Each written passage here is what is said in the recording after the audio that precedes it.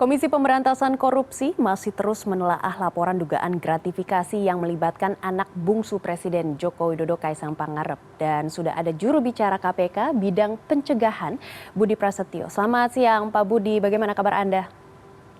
Selamat siang, Mbak. Ya, Pak Budi, KPK menyatakan klarifikasi Kaisang ini tidak akan menghentikan proses laporan dugaan gratifikasi. Lantas, bagaimana perkembangan prosesnya sampai saat ini?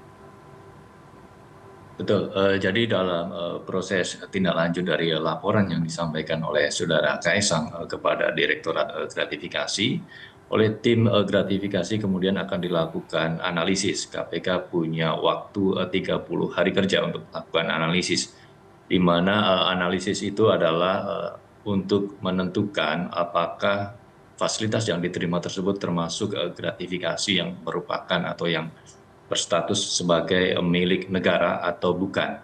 Sehingga nanti jika ditetapkan sebagai milik negara, tentu juga tim analisis akan menghitung berapa nilai konversi yang kemudian harus dilakukan penggantian.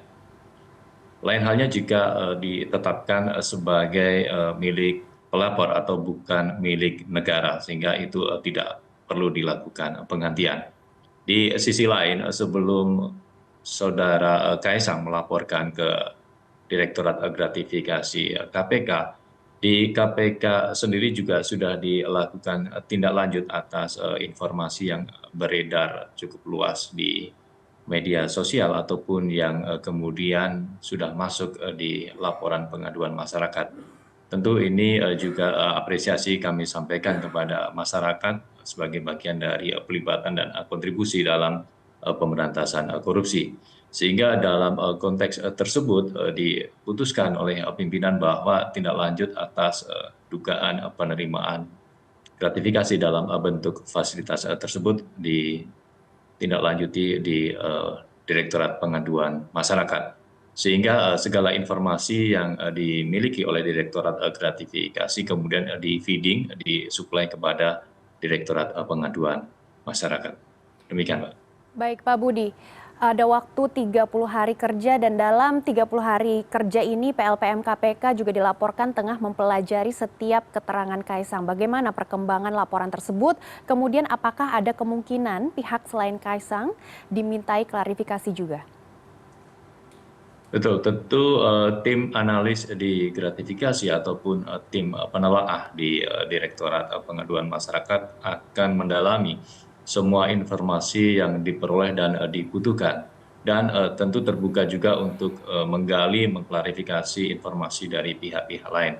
Termasuk kemarin disampaikan oleh pelapor bahwa pelapor berkomitmen dan bersedia apabila nanti dibutuhkan informasi ataupun klarifikasi berikutnya. Bahkan pelapor juga berkomitmen jika penerimaan fasilitas tersebut ditetapkan sebagai gratifikasi yang menjadi milik negara, pelapor juga berkomitmen untuk melakukan penggantian biaya tersebut. Baik Pak Budi. Demikian, Mbak. Baik, Pak Budi, apakah KPK sudah mengetahui identitas pihak yang memberikan tumpangan pribadi ke Kaisang? Apakah nantinya juga akan dipanggil ke KPK? Ya, informasi tersebut sudah disampaikan juga oleh pelapor termasuk dalam konteksnya seperti apa. Namun dalam kesempatan ini tentu kami belum bisa menyampaikan hal tersebut atau informasi tersebut kepada teman-teman atau kepada masyarakat. Dan KPK masih mendalami informasi-informasi awal dan tentu apabila tim merasa membutuhkan informasi dari pihak dimaksud tentu akan mendalami dan menggali keterangan-keterangan dari yang bersangkutan.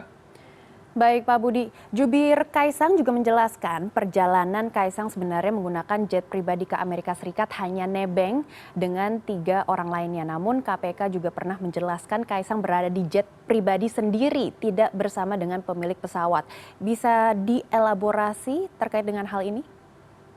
Ya, itu masih menjadi bahan yang dianalisis oleh tim, termasuk perjalanannya dari mana ke mana, kemudian tentu juga estimasi nilai perkiraan atas fasilitas yang diterima tersebut. Baik, Mantan jubir KPK Febri Diansyah juga setuju jika Kaisang bukan merupakan penyelenggara negara. Karena itu ia juga menyarankan KPK harus segera memutuskan apa yang dilakukan Kaisang ini bagian dari gratifikasi atau bukan. Bagaimana menurut Pak Budi?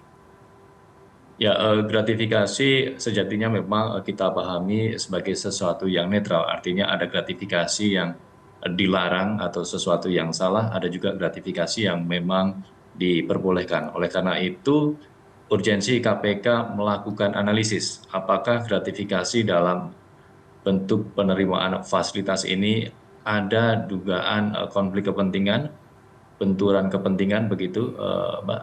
Sehingga nanti tim analisis akan memberikan usulan yang nanti akan menjadi ketetapan apakah gratifikasi dalam bentuk fasilitas tersebut termasuk milik negara atau bukan. Dan apabila betul menjadi milik negara, maka juga akan dihitung nilai konversi dari biaya-biaya yang menjadi fasilitas yang diterima oleh yang bersangkutan.